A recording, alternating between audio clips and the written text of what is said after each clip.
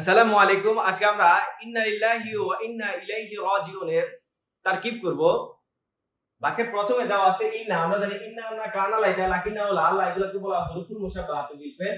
হুরুফুল মুশাব্বাহাতু বিল feel এইভাবে তারকিবের মধ্যে আসে না।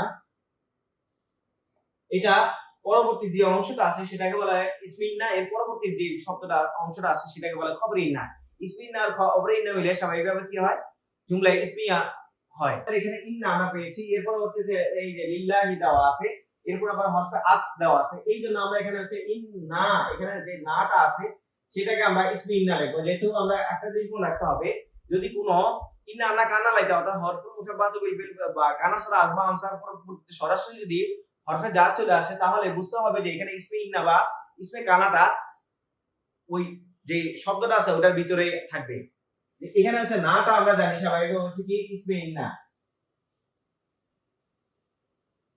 এর পরবর্তী দেওয়া আছে লিল্লাহি। আমরা লিল্লাহি তার আগে কাজটা করব। আমরা যে লি হচ্ছে হরফে জার বাউতা কাফালাম ওয়া মুজ মুশকালা বাসা নিন আরাফি আনা আরাফা ইলা এগুলো হরফে জারের পরবর্তী যে অংশটা আছে সেটাকে বলা হয় মাজরুর। যার মাজরুর মিলে আমরা জানি স্বাভাবিকভাবে কি হয় মুতাআল্লাক হয়।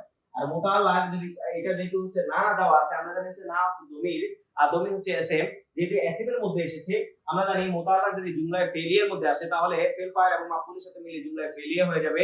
যদি এটা জুমলা ইসমিয়ার মধ্যে আসে তাহলে আমরা এটা দুইটা কাজ করতে পারি। সেটা হচ্ছে আমরা প্রথমে খুঁজবো এখানে কোনো শিবে ফিল ধরা যায় কিনা।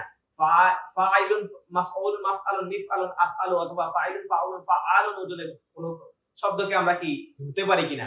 যদি ওজনে আসে তাহলে আমরা এটাকে শিবে ফেল ধরে ফেলবো। আর যদি না আসে তাহলে আমরা মাউজুদুন সাবিতুন দাবিতুনকে উজ্জ নিয়ে আসবো।